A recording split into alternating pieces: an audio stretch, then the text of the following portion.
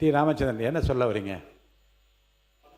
பேரவைத் தலைவர் அவர்களே, கிருஷ்ணகிரி மாவட்டம் ஓசூர் ஒருங்கிணைந்த நீதிமன்றத்துக்கு இடமெல்லாம் தேர்வு செய்யப்பட்டு கடந்த கால ஆட்சியில் 70 கோடி ரூபாய் நிதியும் ஒதுக்கப்பட்டது. ஆட்சி மாற்றத்திற்கு பிறகு அந்த பணிகள் மேற்கொள்ளவில்லை. ஆகவே நம்முடைய மாண்புமிகு சட்டமன்ற உறுப்பினர் சட்ட அமைச்சர் அவர்கள் அந்த ஓசூர் ஒருங்கிணைந்த நீதிமன்றத்துக்கு நிதி ஒதுக்கீடு செய்து கட்டடங்கள் கட்டித்தருவாரா என்பதை தாங்கள் வாயிலாக கேட்டு அமர்கிறேன். பதிலுரை மாண்புமிகு அமைச்சர். மாண்புமிகு பேரவைத் தலைவர் அவர்களே, இல்லை மாண்பு உறுப்பினர் இருங்க மாண்பு உறுப்பினருக்கு நான் இப்படிப்பட்ட ஒரு நிகழ்வை ஒரு முன்னுதாரணமாக செய்து பார்க்கலாமா என்று தான் முன்னால் பார்த்துட்டு இருக்கேன். எல்லா உறுப்பினர்களுக்கும் அவர் கேள்வி கேட்கணும்னு ஆசை தான் இருக்கும். எத்தனை பேர் அனுமதித்துக் கொண்டு இருந்தால் அப்புறம் பதிலுரை எப்போது வருவது? அப்போ இப்போ இன்றைக்கு இல்லை, அடுத்த முறை பேசுங்க. அடுத்த முறை அடுத்த மானிய கோரி வரும்போது நீங்கள் பேசுங்க. இல்லை அடுத்தடுத்த மானிய கோரி வரும்போது நீங்கள் வாய்ப்பு தர நீங்கள் கேட்கலாம், போயிடலாம். இல்லைங்க, பேரவைத் தலைவர் ஒரு கேள்வி இருக்கும். அனைத்து உறுப்பினருக்கும் ஒரு கேள்வி தொகுதியை பற்றி கேட்க முடியுமா என்று சில பேரை அனுமதித்தேன், சில பேரை இப்போது அனுமதிக்க முடியவில்லை. திங்கட்கிழமை வருகிற போது அனுமதிக்கிறேன். மாண்புமிகு பேரவைத் தலைவர் அவர்களே, இந்த வரலாற்று சிறப்புமிக்க அவையில் இங்கே அனைவர் முன்னும் எங்களுக்கு முன்ன பழைய மூத்தவர்கள் இருக்காங்க. பல பேர் 4-5 முறை சட்டமன்ற உறுப்பினராகவும் அமைச்சர்களாகவும் முன்னாள் முதல்வராகவும் பலர் இருக்கிறார்கள். அவர்கள் எல்லாம் எங்களுக்கு பார்க்குறப்போ, ஏன்னா அவர்களை பார்க்குறப்ப நாங்கள்லாம் புதியவர்கள், எங்களுக்கெல்லாம் ரொம்ப புதிய விஷயம். அவையும் புதுசு, எல்லாம் புதுசு, மானிய கோரிக்கை புதுசு, சட்டமன்றம் புதுசு, அமைச்சர் புதுசு, எல்லாமே புதுசு, எல்லாமே புதியதாக இருந்தாலும் ஆனால் நாங்கள் கடந்த 3 வருடங்களாக நானும் சரி, நம்முடைய பொதுப்பணித்துறை அமைச்சர் சகோதரர் ஆதவர்ஜனாவும் சரி, எங்களுடைய நீர்வளத்துறை பாசன அமைச்சர் அண்ணன் ஆனந்தாவெல்லாம் சரி, கடந்த 3 வருடங்களாக ஒவ்வொரு கட்டத்தையும் கடுமையாக கடந்து வந்தோம். ஒவ்வொரு நாளும் பார்த்தீங்கன்னா எதுவும் ஒரு மிகப்பெரிய மாநாடு மதுரையில் நடத்தியிருப்போம். ஆனால் அந்த மாநாடுடைய வெற்றியை கூட சுவாசிக்க முடியாது. அடுத்த நாளே வேலைக்கு உட்காந்துருவோம், அடுத்த பிரச்சனை வந்துடும், அடுத்த வேலைக்கு வந்துடும், அடுத்த நாளே அடுத்த வேலையை ஆரம்பித்து அடுத்த நேரத்தை நோக்கி ஓடிட்டு இருப்போம். அடுத்து பார்த்தீங்கன்னா இன்னொரு பெரிய மாநாடை ஒரு பெரிய கூட்டங்களும் நடத்தி முடிச்சிருப்போம். அப்படி ஒவ்வொரு நிகழ்வாக முடித்து அதே மாதிரி தான் நாங்கள் எலெக்ஷனையும் முடித்தோம். தேர்தலும் அதே போல தான் ஒரு நாள் முடித்து கவுண்டிங் முடித்து எல்லாரும் ஜெயிச்சு முடித்த பிறகு அந்த வெற்றியும் சுவாசிக்க முடியவில்லை. அது முடித்த ஒரு வாரம் உங்களுக்கு தெரியும் எவ்வளோ கஷ்டப்பட்டு நம்ம ஒவ்வொரு நாளும் இதை கடந்து இந்த ஆட்சி அமைக்கப்பட்டதுன்னு. ஆட்சி அமைத்த பிறகு அமைச்சர்களாகி அதே மாதிரி தான் அந்த அமைச்சரான ஒரு எண்ணம் கூட வராமல் எல்லாரும் அதே மாதிரியான பணியாற்றிருக்கணும். எங்கே இருக்கிற எல்லாரும் அப்படி தான், எல்லாரும் யாரும் அமைச்சராக வந்தோம் இல்லை அப்படிலாம் இல்லை. எல்லாரும் ஒவ்வொரு நாளும் எப்படி பணியாற்றிட்டு இருந்தோமோ, முன்னாடி எப்படி மக்கள் இயக்கத்தில் இருந்தாங்களோ, முன்னாடி எப்படி இருந்தாங்களோ அதே மாதிரி தான் இப்போவும் பணியாற்றிட்டு இருக்காங்க. அதே மாதிரி தான் இப்போயும் ஒவ்வொரு நாளும் மக்கள் பணி எப்படி செஞ்சுட்டு இருந்தாங்களோ, இல்லை மக்களுக்காக எப்படி செயல்பட்டு இருந்தாங்களோ அதே மாதிரி தான் இப்பயும் செயல்பட்டு இருக்காங்க. யாருக்கும் ஒன்றும் பெருசாக ஒன்றும் அமைச்சர்கள்ன்ற ஒரு எண்ணமும் மனதில் இல்லை இதை நாங்கள் நிரந்தரமாக இதில் இருக்க போகிறோன்றோம் இல்லை. நாங்கள் என்னைக்கு மக்கள் பணி செய்கிறோமோ அதே மாதிரி செஞ்சுட்ருப்போம். அப்போ தான் எனக்கு ஒரு ஃபோன் கால் வந்தது. நம்ம மூத்த ஒரு தலைவர், நம்ம மதிக்கக்கூடிய ஒருவர், அவர் ஃபோனில் பேசினதை நாங்கள் அவர் பேரை குறிப்பிடலாமல் தெரியல, அதனால் அவர் பேரை தவிர்த்து விட்டு பெரிய பார்லிமெண்டரியன், பல காலங்களாக ஒரு 40-50 ஆண்டுகளாக திராவிட அரசியலில் ஊறி வந்தவர், ஒரு தனி கட்சியின் தலைவர். அவருக்கு அனுப்பிச்சு கேட்டார், தம்பி நீங்கள் உசிலம்பட்டியா அப்படின்னாரு. ஆமாண்ணே உசிலம்பட்டிண்ணே அப்படின்னு. ரொம்ப பெரிய விஷயம்ப்பா, அதாவது குற்ற பரம்பரையின் ஒரு கொடூரமான சட்டத்தால் கடுமையாக பாதிக்கப்பட்ட ஒரு சமூகத்திலிருந்து உன்னை சட்டத்துறை அமைச்சராக்கியிருக்கிறார் உங்களுடைய முதல்வர். அது ஒரு வரலாற்று சிறப்புமிக்க ஒரு நிகழ்வுன்னார். அப்போதான் ஒரு ரியலைசேஷன் வந்தது, அப்போதான் எனக்குள்ளே ஒரு ரியலைசேஷன் வந்தது. இவ்வளவு பெரிய ஒரு வரலாற்று சிறப்புமிக்க ஒரு சம்பவத்தை என்னை போன்ற பலரை உருவாக்கி சத்தமே இல்லாமல் அமைதியாக முதல்வராக இங்கே இருக்கிறார் எங்களுடைய முதல்வர் அண்ணன் விஜய் அவர். எங்களை மாதிரி பலர், ஏன்னா நாங்கள்லாம் எந்தவித பெரிய பணபலமும் கிடையாது, எந்தவித பெரிய பின்புலமும் கிடையாது, அரசியல் பின்புலமும் கிடையாது, பெரிய பணபலமும் கிடையாது, 3-4 தலைமுறை அரசியல்வாதிகளும் கிடையாது. எங்களை மாதிரி பலரை உருவாக்கி பலரை அமைச்சராக்கி பல நடக்க முடியாத விஷயங்களை செய்து காட்டிய ஒரே ஒருவர் எங்களுடைய முதல்வர் அண்ணன் விஜய் அவர்கள் தான்.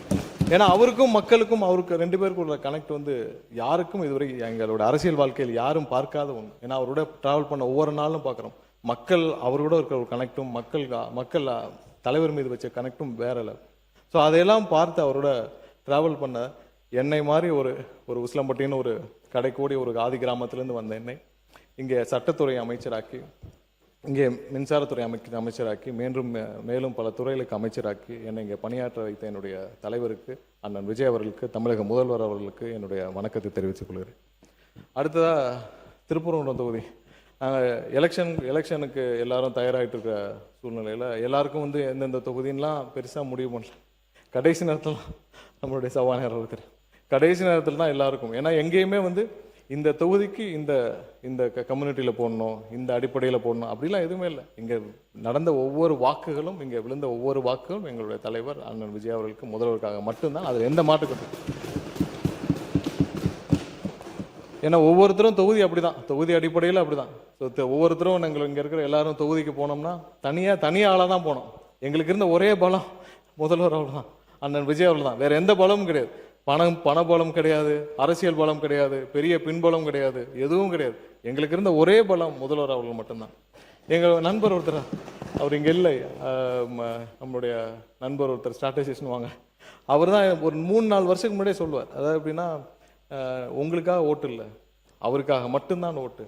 நீங்கள் தேர்தல் அன்னைக்கு போய் பாருங்க, 6 மணிக்கே தேர்தலில் வரிசையில் வந்து நிற்பாங்கன்னு 3-4 வருஷத்துக்கு முன்னாடியே சொன்னார். ஏன்னா இப்படி சொல்கிறாருன்னு நினச்சோம். ஆனால் தேர்தலுக்கு நாங்கள் களத்தில் போய் நின்ன பிறகு அந்த வைப்ரேஷன், மக்கள் இருந்த அந்த வைப்ரேஷன், எங்கள் தலைவர் மீது மக்கள் வச்சிருந்த நம்பிக்கை, அந்த வைப்ரேஷனை தேர்தல் களத்தில் நின்றபோது நாங்கள் பார்க்க முடியும். நிறைய சர்வேலாம் வந்துச்சு. சொன்னவர் ஜோசியக்காரில் மக்கள் மனதை அறிந்தவர், அப்படி எடுத்துக்கொள்ளலாம் இல்லையா? இல்லை சொன்னவர் நம்ம ஸ்ட்ராட்டஜிஸ்ட், அதான் மக்கள் மனதை அறிந்தவர். இல்லை ஜான், அவர் பேரை சொன்னா கோச்சுப்பார் ஜான். அதனால ஏன்னா அந்த மாதிரி அந்த வைப்ரேஷனை எங்களால் உணர முடிஞ்சு. பல சர்வேக்கெல்லாம் வரும். எனக்கெல்லாம் திருப்பூர்ன்றதெல்லாம் பல சர்வேக்களை பண்ணி என்கிட்ட சொல்லுவாங்க, இந்த மாதிரி 3ஆவது இடம் இது வருது, உங்களுக்கு இந்த மாதிரி வருதுன்னு. 100% நம்பினோம் எல்லாரும் கண்டிப்பாக வெற்றி பெறுவோம். ஏன்னா எந்த சர்வேயும் மக்கள் மனதில் என்ன இருக்குன்னு யாருனாலையும் கணிக்க முடியல. அப்படிப்பட்ட ஒரு தேர்தல் இதுவரைக்கும் வரலாற்றில் யாரும் பார்க்காத ஒரு தேர்தல். சாமானிய மக்கள் எந்த பின்பலமும் கிடையாது, எதுவும் கிடையாது. 2 லட்சம் 3 லட்சத்தை வச்சு இந்த காலத்தில் எம்எல்ஏ ஆக முடியுமா? நடத்தி காட்டி இருக்கிறார் ஒருவர். வேற யாருனாலையும் செய்ய முடியும். 2 லட்சம் 3 லட்சம் இங்க இருக்கு. அதனால பல மூத்தவர்கள், பல முன்னாள் அமைச்சர்கள், பல 4 முறை எம்எல்ஏக்களா இருக்கீங்க. எல்லாருக்கும் தெரியும், 2 லட்சம் 3 லட்சம் வச்சு இன்னைக்கு ஒருத்தர் எம்எல்ஏ ஆக முடியுமா, ஒருத்தர் அமைச்சராக முடியுமா, ஒருத்தர் ஆட்சி அமைக்க முடியுமா? மொத்த கட்சி செலவே அதிகபட்சம் பார்த்தீங்கன்னா மொத்த எம்எல்ஏக்கள் செலவே 2-3 கோடி தாண்டி இருக்கு. அவ்வளவுதான் இங்க எல்லாரும் பண்றது. அதனாலதான் எங்களுக்கு வந்து எந்தவித பயமும் இல்லை, நாங்கள் இழப்பதற்கு எதுவும் இல்லை. எங்களுக்கு தேவை எங்களுடைய தலைவர் ஒருத்தர் மட்டும்தான். எங்களுக்கு எந்தவித பயமும் இல்லை, எந்த தேர்தலை சந்திக்க பயம் இல்லை, எந்த பயமும் இல்லை. ஏன்னால் எங்களை எல்லாம் ஒண்ணுமே இல்லாம எங்களை வந்து இங்க நிப்பாட்டி வச்சிருக்கிறார். அதனால யாரை நினைத்தும் எந்த கவலையும் இல்லை. அதனால தைரியமாக இந்த மக்களுக்காக என்ன செய்யணுமோ அதை நோக்கி நாங்கள் வேலை பார்த்து கொண்டு இருக்கிறோம். திருப்பரங்குன்றம் தொகுதியில் நான் தனியால தான் போய் நின்னேன். ஏன்னா அந்த தொகுதியில் யாரும் தெரியாது, புது தொகுதி, தனியாக போய் நின்னேன். அந்த மக்கள் இன்னைக்கு முழுவதும் எனக்கு ஒரு சொந்தங்களாக இருக்கிறார்கள். கடைசி வரை அந்த மக்களுக்காக பணியாற்றுவேன் என்று சொல்லிக்கொண்டு எனக்கு மானிய கோரிக்கையில் 4 மானிய கோரிக்கைகள் இருக்கு. அதுல முக்கியமான நீதித்துறை சம்பந்தப்பட்டமாக நான் முக்கியமான அறிவிப்புகளை மட்டும் படித்துக்கிறேன். நேரமின்மை முக்கியமான அறிவிப்புகள். ஏன்னா நிறைய விஷயங்கள் நீதித்துறை சம்பந்தமாக பலர் வைத்த முக்கியமான கோரிக்கைகள் என்னன்னு பார்த்தீங்கன்னா, நீதிமன்றங்கள் வேண்டும், நீதிமன்றங்கள் வேணும். அடுத்ததாக மொத்தமாக நீதித்துறை வந்தது, நீதிமன்றங்கள் சம்பந்தப்பட்டதான். ஸோ அதில் கோரிக்கைகள் வச்சிரும். முதல்வர் தரப்பில் பல முறை நாங்கள் நீதித்துறை சார்பாக அனைத்து ரிவ்யூவும் பண்ணப்போ முதல்வர் எங்களிடம் சொன்னது, போக்சோ நீதிமன்றங்கள், மகிழா நீதிமன்றங்கள், NDPS நீதிமன்றங்கள் எங்கெல்லாம் தேவையோ உடனடியாக நிறைவேற்றுங்கள் என்று சொல்லி எங்களிடம் உத்தரவிட்டுள்ளார்.